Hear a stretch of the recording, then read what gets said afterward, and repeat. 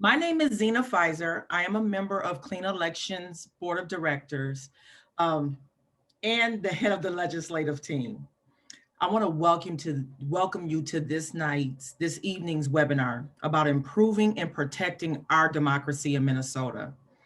Sponsored by Clean Elections and co-sponsored by our partners Common Cause Minnesota and Represent Us Minnesota. The song you were listening to as you signed in was that from Wynton Marsalis's The Democracy Suite. In it, Marsalis says, the music may be instrumental, but it speaks for itself, urging us unto action, to get out of our seats and fight for the world that we believe in. We're gonna talk about that fight tonight. We are delighted to have two Minnesota lawmakers joining us for this discussion about reforming political campaigns and elections. Representative Emma Greenman, thank you so much for being here. And Senator Jim Carlson, we're excited to have you both here tonight. Our organization, Clean Elections Minnesota, is a nonprofit, nonpartisan organization that does not endorse or support candidates for office. We do support limiting the power of big money and dark money in political campaigns and believe voting should be made easy as possible and oppose efforts to limit Minnesotans' access to the polls. The purpose of tonight's program is to highlight the important work that is going on in Minnesota's legislature, to strengthen elections and to let you know about the efforts in it to undermine Minnesota's access to voting. I got involved in political work through organizing. So like many of you, I understand the power of joining together to make change. There is power in numbers. Our hope is that learning more about these issues will motivate you to take action and to contact your legislators, inform your friends and neighbors, and be a part of this important reform movement. Thank you again for joining us this evening and for learning more about ensuring that the voices of all Minnesotans, not just a selected few, but all Minnesotans are heard in our elections. Now, I'd like to introduce you to a fellow board member of Clean Elections Minnesota. I just adore him. He's just awesome. Mr. Todd Otis is going to be our moderator this evening, and he will introduce our lawmakers. Todd, take it away. Thank you so much, Zena. I am really excited about tonight, and it's great that Zena's kicking it off. Very briefly, this couldn't be more of an important issue. What you are involved with tonight as viewers and as the panelists is maybe the most important issue of our time. And democracy really has been under attack. And we are so lucky tonight to have two real stars of the legislature in this so important issue. We don't have to review what's happened in the last 4 years or the last 3 months, but there's so much hope as well as so much danger in the issue right now. And we have two really outstanding legislators who can help us know more details about what's going on in Minnesota to help us move forward. And frankly, I think Minnesota is a special state. We have going back to literally the Civil War, the first state to give Union troops. We've been on the vanguard, and this is another area where we can be, with the leadership of both Senator Carlson and Representative Greenman. I'm going to give you a brief introduction of each of the legislators, and then we'll be going right into questions. Jim Carlson is a retired executive from 3M with a bachelor's in mechanical engineering, and he is representing Egan in the state Senate. He's very involved in a lot of different issues. We were visiting this afternoon about an issue that he's been working on related to people who tortured little children.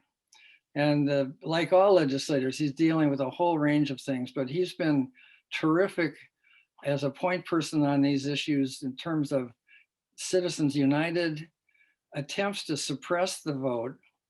And he admitted to me something that I then had to admit back to him, I started my career as a Republican.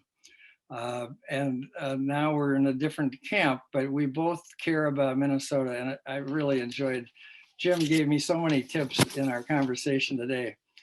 And Representative Greenman comes into the legislature. I was thinking about this. When I came in, I didn't know anything. And I kind of was just trying to figure out, how does this work? I really don't know a legislator who's come into her office who is more respected and aware and knows how to do stuff from the very get-go. She's a first termer from Minneapolis, and I learned about her through Joan Grow, incidentally. She has worked in Arizona in 2016 and Georgia in 2018, fighting for good democracy, and working with Stacey Abrams in 2018, and got elected for the first time in 2020 in Minnesota. So she's been terrific on voting rights and has really an omnibus bill that's a terrific mechanism for moving the state forward. So I just want to jump into questions if that's okay, but I really got to tell you viewers, or Zoomers as I would rather call you, these are special legislators, and it's going to be fun to be in the conversation. So if I could just kick off with the first category of voter access, and ask Representative Greenman maybe to tell us about your thoughts and your proposals regarding enhancing access to voter registration and automatic registration, and those elements of your bill that relate to access. Well, thank you, Todd, and I am so grateful to be here. And if I can take a bit of a panelist privilege, I just always want to start with how I got here to these issues, because I think everybody has a story, but I, like Zena, started as an organizer on the Wellstone campaign, and I fell in love with the power of multiracial, multi-generational, gender inclusive politics, and the idea that people, at the end of the day, should be coming together collectively and making the decisions for our communities and for our state and nation. And that's what brought me to voting rights. That's what led me to become a voting rights lawyer. I've done a lot of work on campaign finance and other things as well, but it sort of centers on the fact that we need to make sure that we have structures that really is representative, inclusive of all of the voices of the way we make decisions together, and acknowledging that we've never really been there as a country. And we need to get there, but knowing that sort of cyclically right now, we are in a space where sort of retrenchment. And I'm sure that Senator Carlson, who is sort of on the front lines in Minnesota of seeing some of those attacks in our legislature, we'll talk more about it. But I just sort of want to ground us in that, because when I come to this work, I've spent the last 5 years, and before I was in the legislature, working around the country, as you mentioned, Todd, and really fighting a wave of voter suppression, of voter access, and also seeing what we can do when people are engaged and when we have people power. And so when getting to my bill and sort of the voter access pieces, one of the things that I knew we needed to do, I mean, the 2020 election tested our democracy in pretty unimaginable ways. Both the things we've been seeing for 15 years now, the rise of voter suppression, the rise of attacks on our system, as well as conducting an election during a global pandemic. And so all of those pieces together really, to me, said in 2021, we need to come in and we need to have the fight and the work is ensuring that we have a democracy where every Minnesotan, Black, Brown, Indigenous, White, Greater Minnesota, Metro, Democrats, Republicans, Independents, folks who don't have a party, new Americans, and folks who've been here for a while, everybody feels invested in our democracy and has a place in it. And to me, as a voting rights lawyer, that starts with structural reforms to our democracy to ensure that happens. So I also was really inspired by what I've seen in other states, right? When in Michigan, where they could go on the ballot, what we know is the public is there. The public wants a democracy that works for them. So in Michigan, they passed a big voter bill and a big redistricting commission. In Florida, they restored the right to vote in 2018 on the ballot. We've seen it in Missouri and in a bunch of other states, blue states, red states, where when people decide, they choose a proactive democracy approach. And so what my bill does is you will not hear me say this very often, but it actually looks to what we've learned at the federal level in HR 1 and says, we have a big challenge. We need a big approach. We need to look at all the ways that people really need to be at the center of our democracy. And that's voting rights, to what you said, making sure that we heard automatic voter registration today in Transportation Committee, making sure that we have ways that we're expanding the way people register, expanding access to the ballot, looking at our disparities where it comes to the way that people participate and who is left out, right? Young folks, BIPOC communities, new Americans, places where we need to make sure people have language access. But then we also need to think about how we finance our campaigns, who can run and who those donors are, to ensure that we're having a broad set of folks from our communities who can run. We know that public financing is critical to making sure that that women, folks of color, folks from low-income communities, that they can all really run and win. And then the third piece of this, and I'm happy to get more detailed into the policy, but just the third piece of it is, and I know that lots of folks talk to me about it, is redistricting and making sure that we have maps, we have that represent the diversity and the power of folks, and that communities are really at the center of how we draw our maps. And I know that that's really important. And having spent the last couple of years working on the census and sort of fighting the worst of the attacks on the census, I would say I think redistricting is a real opportunity. And so what I did was put it into a package that we can really focus on and focus our fight on. And I think it's a package that Minnesota voters want. And so I am excited to get more detailed into the policy, but I will leave it there because I think I'm probably a couple minutes over.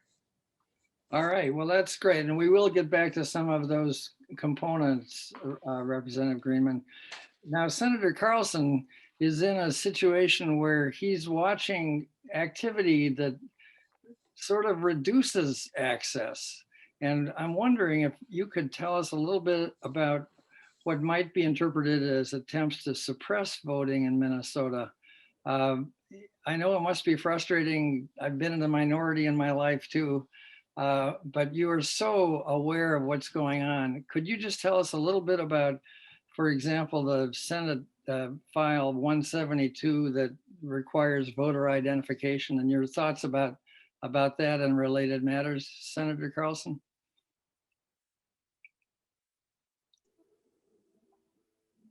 We cannot hear you. Sorry, I had the mute on here. There you go. I didn't use my sign here. This is but back in Iowa years ago, there was a teacher who started an experiment called the blue eye, brown eye experiment. And that's where she divided her class up, and she told people that the blue-eyed people are lazy and the blue-eyed people do this and the brown-eyed people do something else. They're all smart and they're all going to college. And it didn't take long at all that the children actually believed all of these things. And we now are in a situation where there's a lot of investment into convincing us that there's voter fraud, convincing us that we can't trust elections, convincing us that people are winning who don't deserve to win, or people are losing who really won. And that's a real tough thing to overcome when people have been, it's been kind of beaten into people on actually, it doesn't matter what party you're in. There are polls that show that Democrats and Republicans believe that our elections have voter fraud in them. And and this is not an accident. This is something where there has been a sophisticated strategy to convince people that we have voter fraud. Now, we don't have voter fraud. It's there's always going to be some voter fraud, just like there's always going to be bank robberies, there's always going to be murders, things like that, but they're very rare. Voter fraud is very rare. And I can tell you, I think a few examples here, and this goes back to Senate File 172, but I asked our Dakota County auditor, how many times were people referred, and maybe I should say, when there's an anomaly, the election officials or anyone can fill out a complaint, and that gets referred to the county attorney for prosecution. And this is all very formal. And if you have a complaint and you witness something, there's a form you fill out and you sign it, and it's taken very seriously. So I asked the auditor, how many of these were referred in 2020? And his answer, first of all, was a long pause, and he said, I think it might have been one, maybe two. And he wasn't sure. And it was about 15 minutes after the meeting was over, he wrote me and said, there were none at all. This is Dakota County, where there's 300,000 people, probably 200 and some thousand voters. And since then, I have actually gone back to an older report for Dakota County, a 2018 report that I got from the county attorney, and it had 17 people that were referred. And now, as most everyone knows, we've had a lot of attention on our voting system. So there's been a lot more screening that's been done in 2020 than there was in 2018, than there was in 2016, and going on back. Well, in 2018, there were 17 people referred. And of that list, 13 were deemed that there's no charges necessary. These are people that usually it's people who have been let out of prison, felons let out of prison, and their voting rights were either not restored or they thought they were restored. And I even found out today that some of them had been restored, but they were reported in error. So we had 13 where there was no charges. We had 4 where there was a little question, and I looked at the criminal records of those 4, and 2 of them, it specifically says in their criminal record that their voter rights have been restored by the court. So of that 17, we're talking 2. That goes around the state, that it kind of filters down to a number like that around the state. So now what we're going to do with that Senate File 172 is initiate photo ID, which the voters had turned down rather substantially in 2012, and also a system where if you're not registered, you can't register on election day. If you're on a list where you're supposed to be checked out and do a self-certifying at the election, at the polls, you have to fill out a provisional ballot.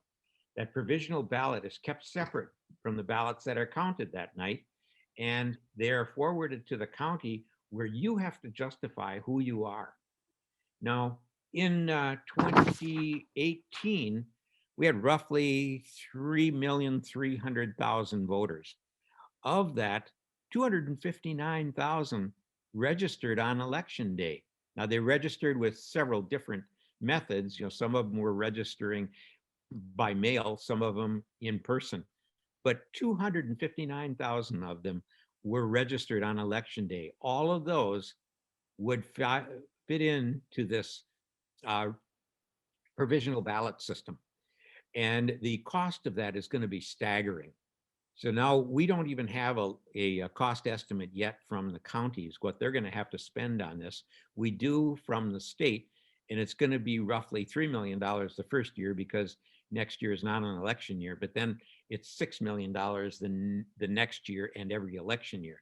So we're going to spend that much money on 2 people in Dakota County that still have not gone to court, and actually 0 people in 2020. So this is a red herring. It is not needed. It is not necessary at all. And we are trying to get the data from each of the counties so that we can ask the sponsors of this, just how many people are you addressing in your county? And hopefully we'll be able to get that. So that's probably the biggest one that we're dealing with right now. Some of the interesting data that's going to be coming forward is how many votes are being suppressed as a result of this and Representative Greenman knows all over the country. This is a cancer all over the country. And so I think you both must be frustrated at how the public has not fully engaged in this yet. And that'll be part of the challenge, is to see that actual democracy is being attacked subtly. Yes. And in little, clauses and bills. Can we move on to the money in politics? We got a lot of issues and we've already got a number of questions. So I want to make sure we're fair to your time and to the people that are watching. Do you have any general thoughts about what's called dark money? The contributions that are not fully transparent until way too late. And then I had a couple of individual questions related to campaign financing too. But Representative Greenman, do you have any thoughts on dark money generally? Yeah, and I think sort of it's important to know that a lot of this is coming from the same place. The sort of long term, when I was a baby lawyer, I wrote, I was in law school, I wrote an article about a case called Wisconsin Right to Life, which then became Citizens United 2 years later. But about sort of the attacks on sort of public financing and the way that money is flowing into our system. And I think that the reason I think it's important to think about it together is because, the dark money, the voter suppression, the extreme gerrymandering, the attacks on peaceful protests, frankly, the attacks on unions, all of them are coming. One, we know a lot of the money's coming from the same place, the sort of Koch network and the far right wing, to start with the deep money network, but they're also doing the work, how we got to Citizens United, how we got to McCutcheon and some of the other cases that really turned our campaign finance system into what I would call Swiss cheese at this point. So it is critically important, and in my bill, there is disclosure provisions that both try to do something that I know a lot of folks probably out there have been working on. I know that George Beck, who preceded me on the campaign finance board, has been a real champion on this, but I do not want to start naming names because lots of folks have been working on the need to tighten up on Minnesota rules to ensure that we are actually capturing the full breadth, the express advocacy of political spending. But the other thing we need to know is to know who is spending on this independent outside money that is not coordinated with candidates, not accountable to candidates, not accountable to parties, not accountable to voters. And voters need that information to be able to know who's trying to influence them. And frankly, candidates and parties who are actually accountable to voters, who get, we all run and we get elected by folks in our district and are responsive to them. We need to know who's spending money in those elections too. And so this does that. I will say that we need to overturn Citizens United. There's a long-term fight, but there is a lot we can do now. And I think you alluded to public financing, which is to both ensure that voters that Minnesotans have what they need and sort of understand where the money is being spent, but also to help ensure that folks can run their campaigns in a way that is accountable to the folks in their district. And that is where public financing comes in. Yeah, Senator Carlson, can you tell us, is there actually something happening within the Senate in terms of trying to overturn Citizens United? Is there some kind of resolution? Yes, we actually have a resolution. I think we have 3 copies of it now, because in the Senate, you can only have 5 sponsors on any bill. And when you have so many people that are supporting that particular initiative, you do what's called a clone bill that is the same bill, but it gives 5 more people the ability to sign on and say that they support that. In the House, they can have, I think it's 35 sponsors, something like that. So yes, there are 3 clone bill, 3 bills, 2 of them clones of the resolution to ask the Congress to repeal Citizens United. And, that is a pretty serious issue to have that kind of money come into our campaigns. What are the odds of passing that resolution through the Senate? Let's see. What's the number below zero? Mathematically, it's not very high possibility because we will have tremendous opposition from the majority in the Senate, and they have a majority of votes.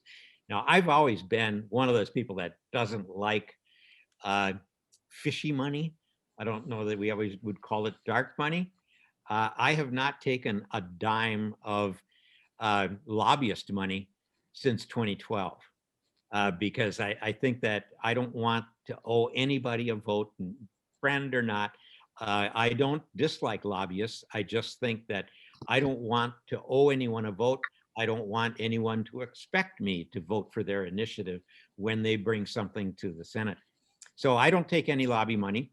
And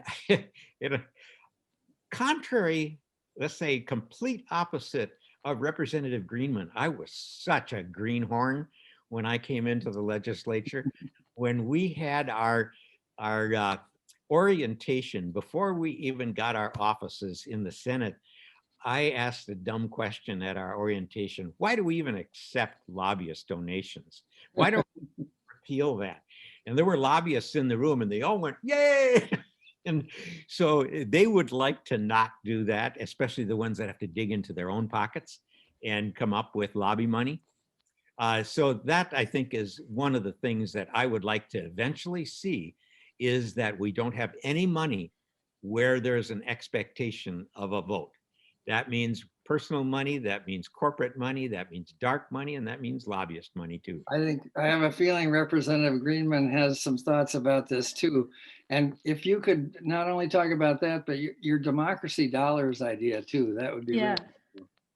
Yeah, I mean, I think that and I agree with Senator Carlson that what we should be looking at is, because we need resources to fund campaigns, right? I deeply believe that campaigns have a really important role in our democracy, right? We are knocking on doors, we're talking and reaching out to folks. It's how we register voters.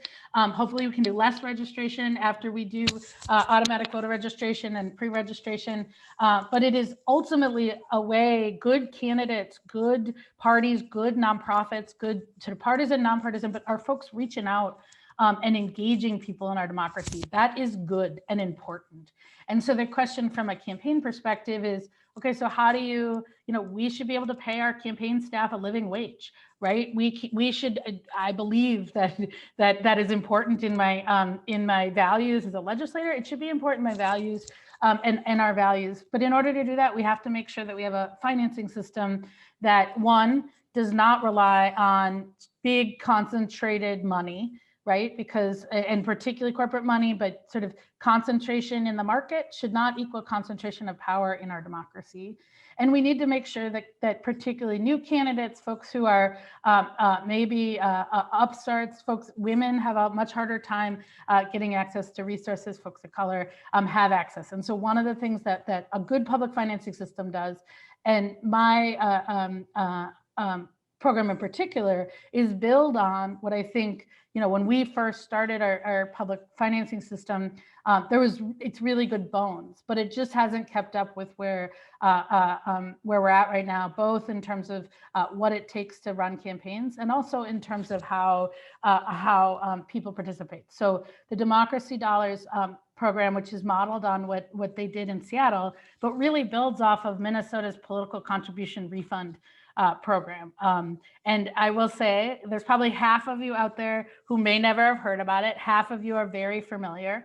But in Minnesota right now, and this is my public service announcement, you can every year, you can give up to $50 to any candidate who's participating, who opts into the system, who takes some restrictions, and then they'll send you a receipt and you can get you'll get $50 in the mail. It's a really important program because it means that candidates are coming to folks in their district. They're asking folks who may not have 100, 200, 300, all those folks that Senator Carlson was talking about. But what this does is actually one step more, which is it puts democracy coupons in the hands of every registered voter in the state. And you can, if you're not registered, you can sort of opt into the system, and says, you choose, who do you want to support? And what it does is, one, allows candidates who are going out and talking to folks the ability to collect democracy coupons in the same way you'd collect contributions. But it also means if you don't have 50 bucks in your pocket, which lots of folks don't, right? In every district in the state, you can participate. And what we know about campaign contributions, small donor campaign contributions, is they actually increase engagement. And so we're not talking about $1,000 a pop. We're not talking about fancy dinners. What we're talking about is someone showing up at your door and having a conversation with you and saying, I want to give you my $25 democracy coupon, or I really feel passionately about this person running for the state legislature, this person running for state auditor, or governor, whatever. And so that's what the program does, is really sort of focus on how are we ensuring that Minnesotans are the ones powering our campaigns, not all of those folks, not sort of concentrated money. Very good. That's sounds very imaginative. Can we shift gears to some other kinds of reforms? And one of the ones that we hear most about is redistricting because of the timeliness of it. I'd really be interested in both of your thoughts about how we could proceed. There's so much activity. There's the Minnesota Alliance for Democracy and their Our Maps project, which has fabulous participants in it.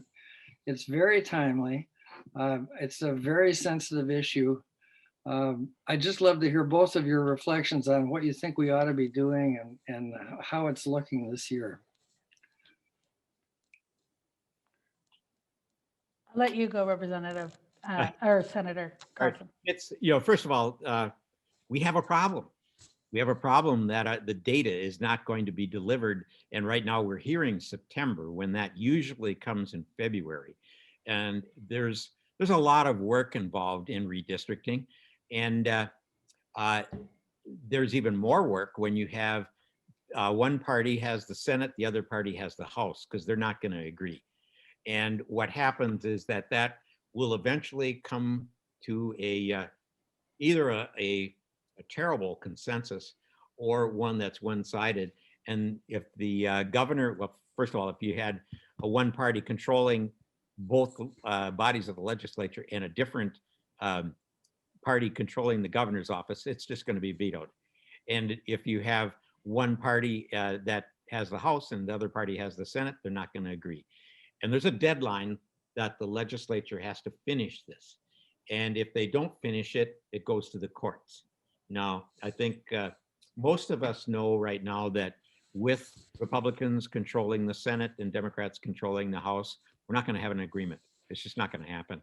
And the faster it goes to the courts, the sooner the courts can get going on it.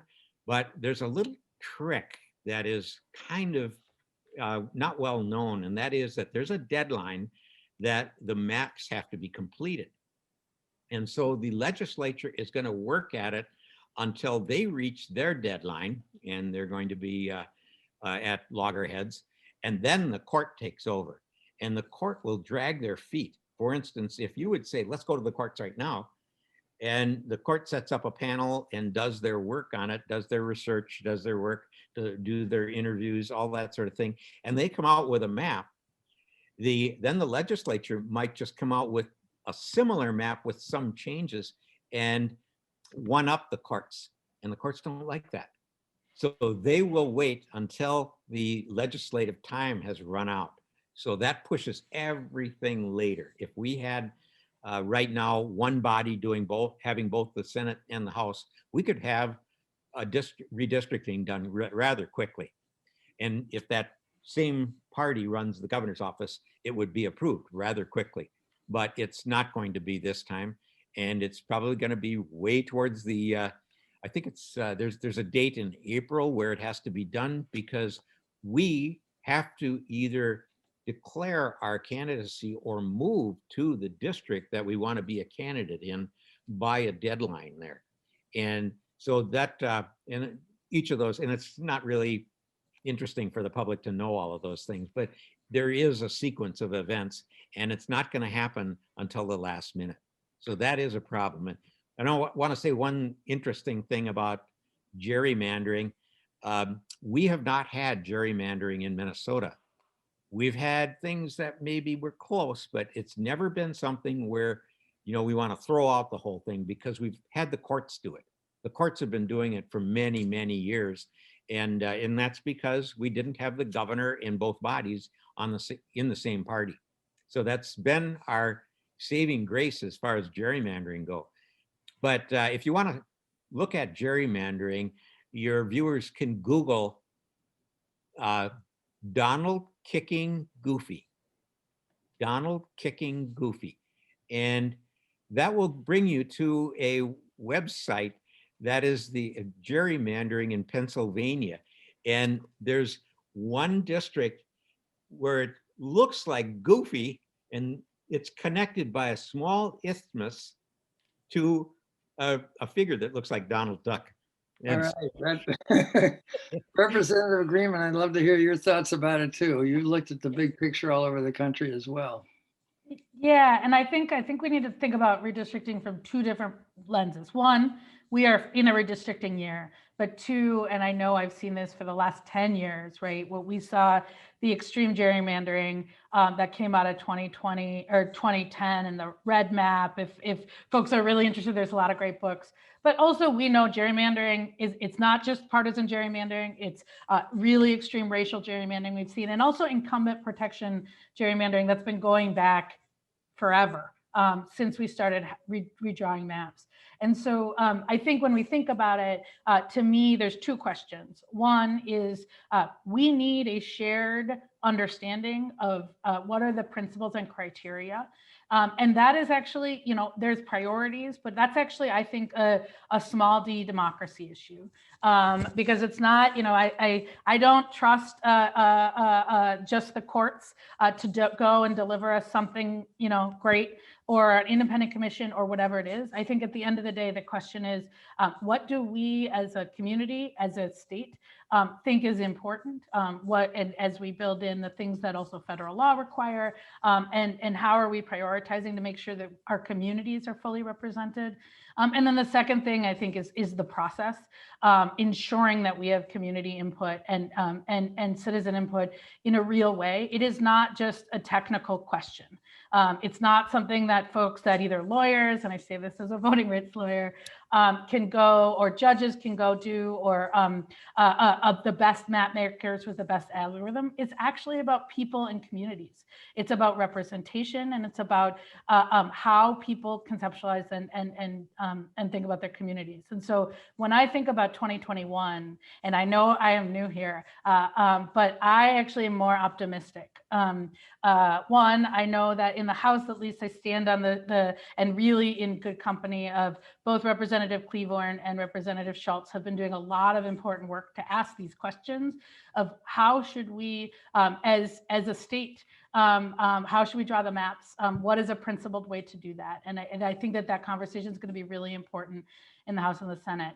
The other thing I know is that, and I say this as somebody who's been talking about redistricting and gerrymandering for a while, and in 2012, 2013, I would give these, CLEs or whatever, and people's eyes would glaze over and they would sort of check their papers and wait until we got to the voting stuff.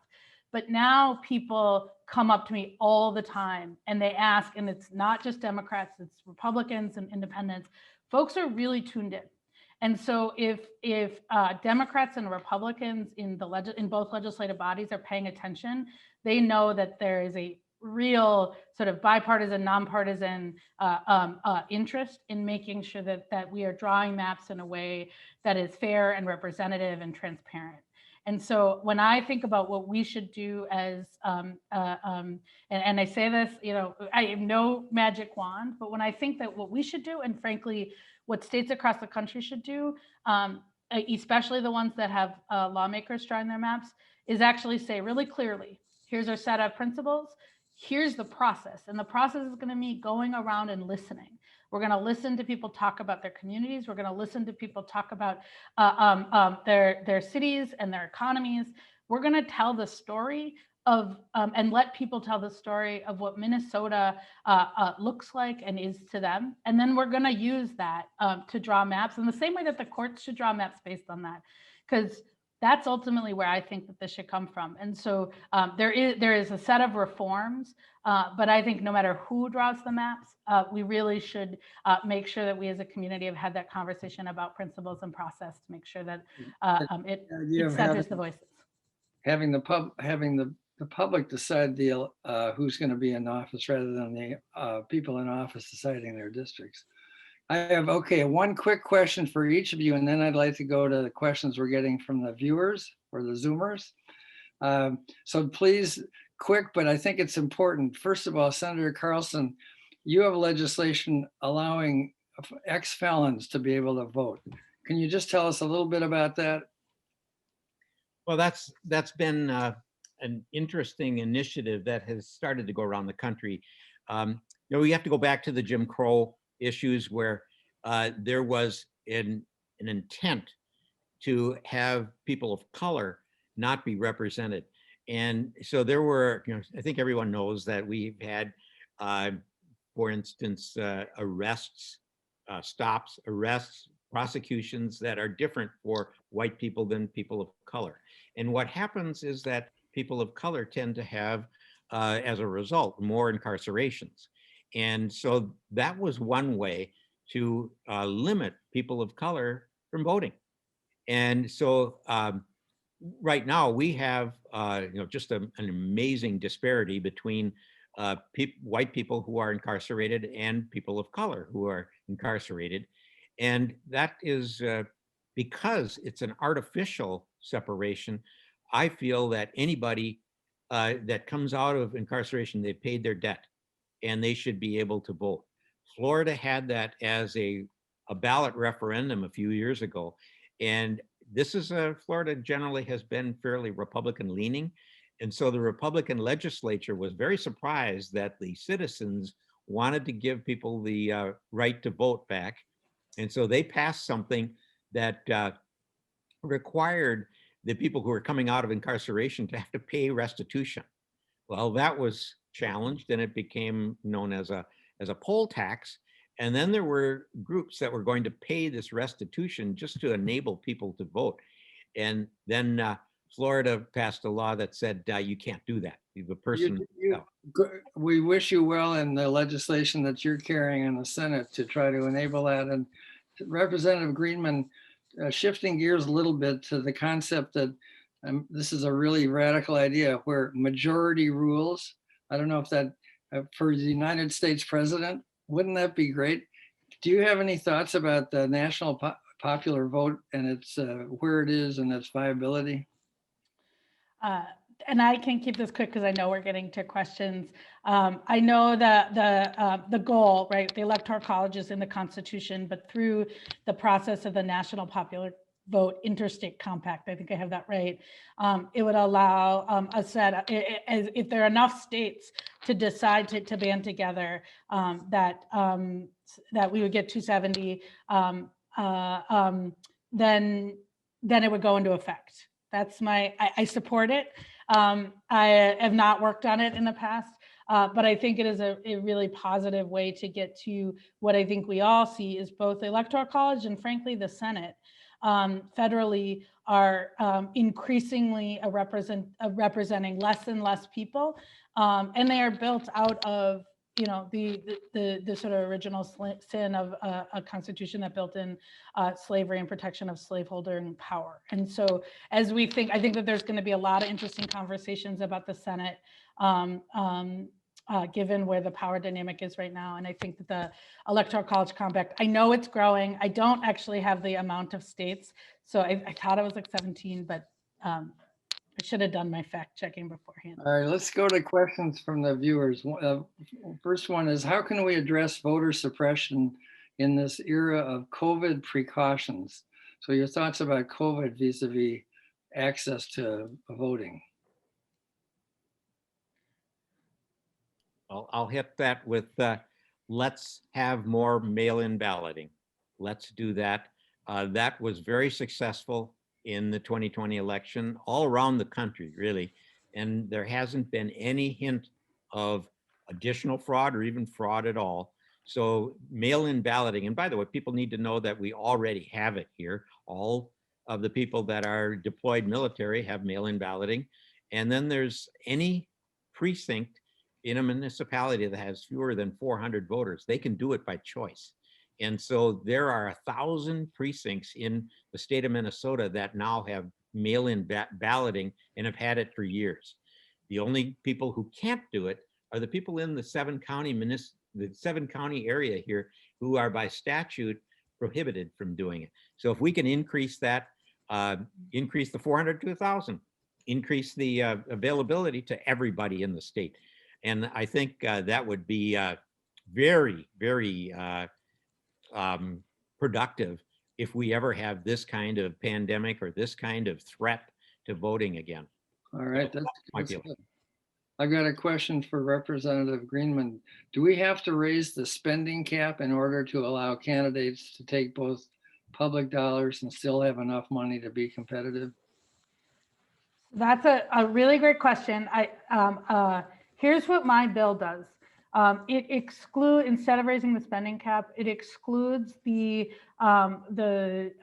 money, the expenses that people are paying on direct staff, like organizers, and on direct voter contact expenses. So it doesn't say, let's blow a hole in the spending cap so people can send 17 more flights of mail. What it does say is we do need to have a campaign finance system that allows folks to pay people what they need and what they're worth to take care of their families, and also to invest in things like direct voter contact. It's a great question. I have a person that's got some skepticism, Representative Greenman. Let me just tell you what the concern is.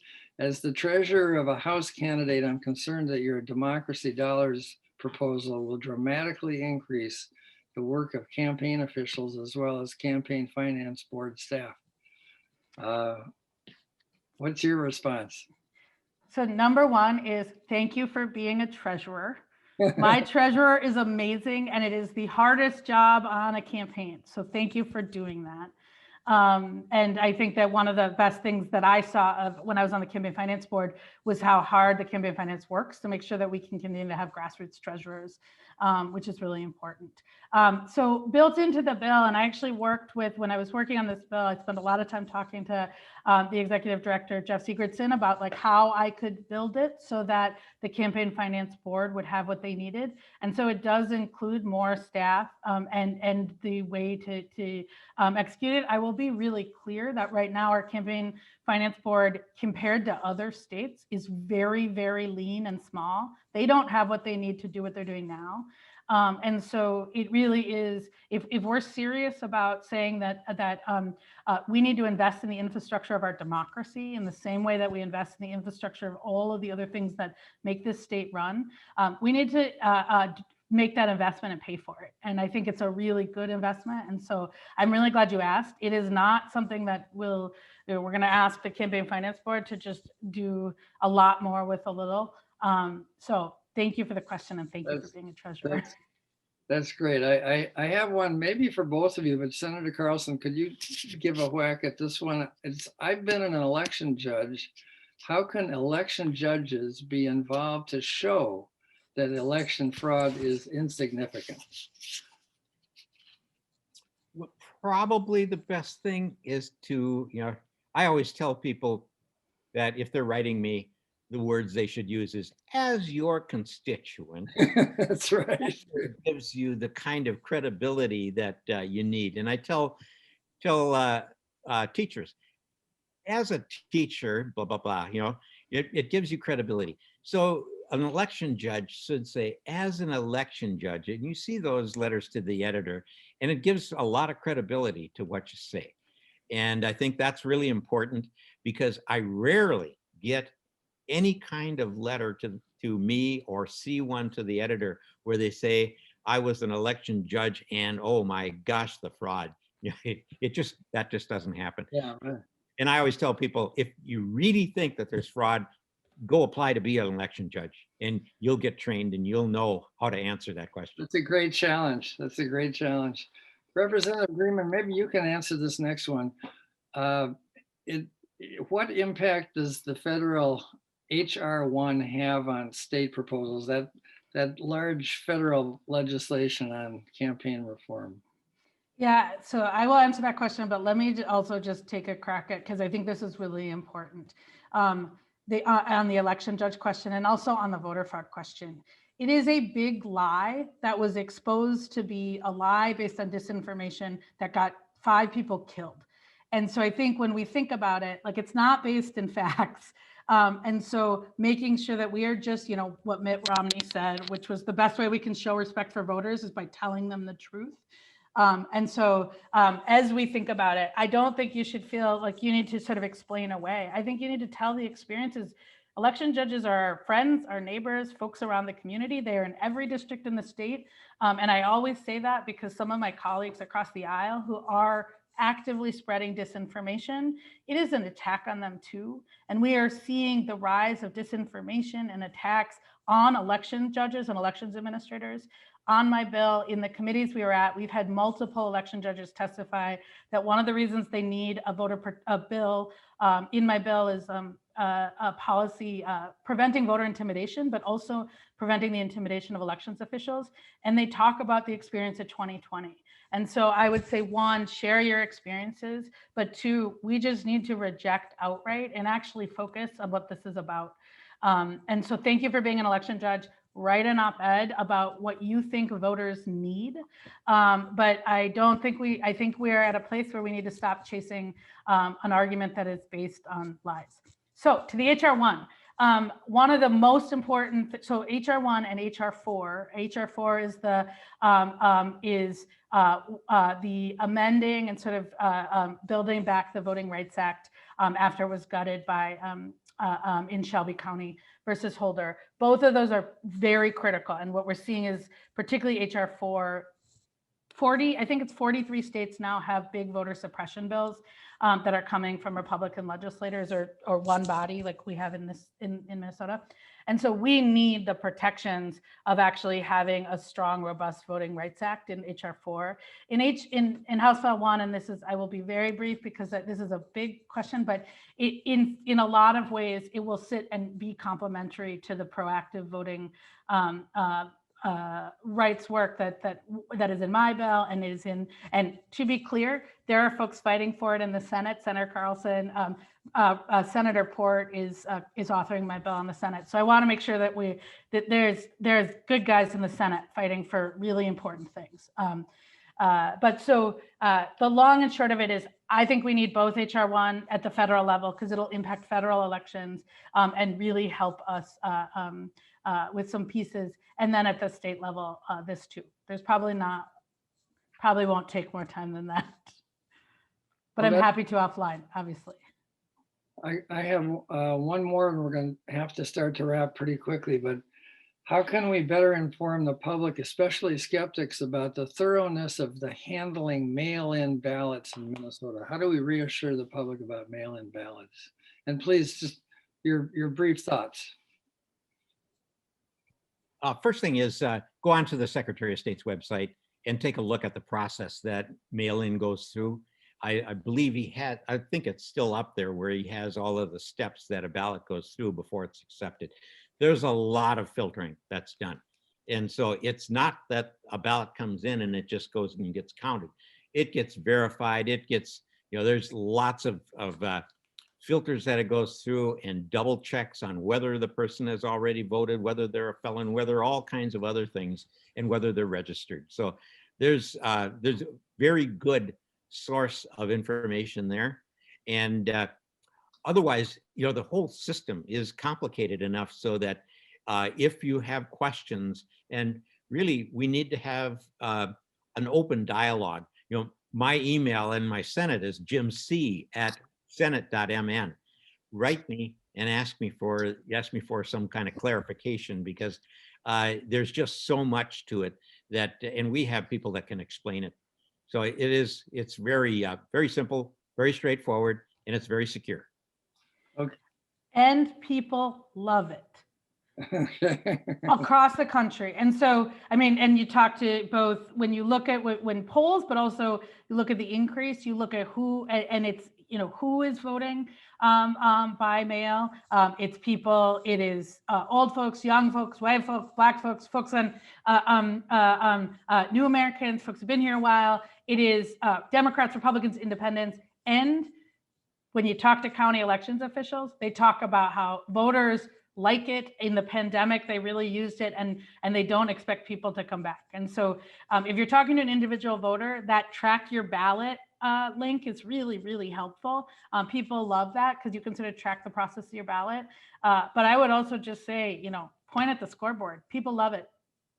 These questions from the viewers have been terrific tonight, and I'm sorry we can't get to them all, but thank you for your really thoughtful, very good questions.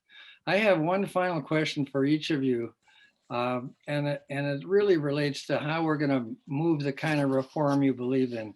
What advice do you have to the people who are watching this right now, the one or two things they can do that's really going to make a difference to help reform and help enliven democracy in Minnesota? Senator Carlson, what are your thoughts? And then Representative Greenman. Okay, I'm hoping that this is accepted in the right spirit.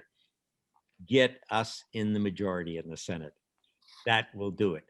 Because what we need to do is we need to pass lots of things, all of those that Representative Greenman is saying on access to registration, access to the ballots, access to the polls. I have been promoting a 16-year-old pre-registering for about, it's been probably about 8 or 10 years now. And we need to get people involved. Young people need to get involved. So your challenge as a voter who wants to have things done better is to go to your next door neighbor and make sure they're registered.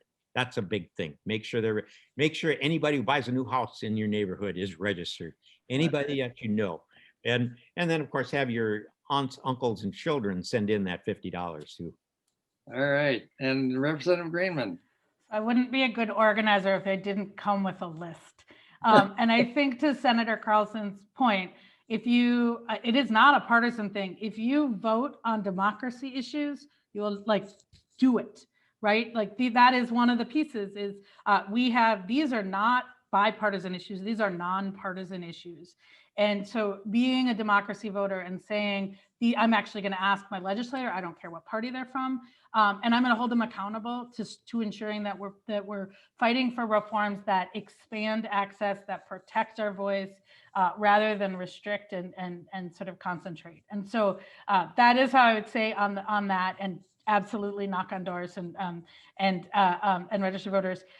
Two other things, and I know that there's advocates both on this call, and I know there's a set of advocates who are thinking, but very specifically, one, call or email your legislator, whoever that is, if they are me or Senator Carlson or somebody who is a co-author on one of these bills, say thank you, ask who you can help. And I will say, as somebody who gets a lot of emails, it's really important to know that we're going in the right direction. But if folks haven't signed on yet, or if they are in a different place, engage them in the conversation. Call and tell them that this matters to you. An email, especially a personal email, as opposed to a bulk email. The second thing is write a letter to the editor. In your local paper, and the more the merrier. People read letters to the editor. That's what I learned as a young organizer. And then share these specific things with your network, whether that's on your family email or your social media, however it works. But I will say that there's with a lot of these issues, it's a bit of a tragedy of the commons.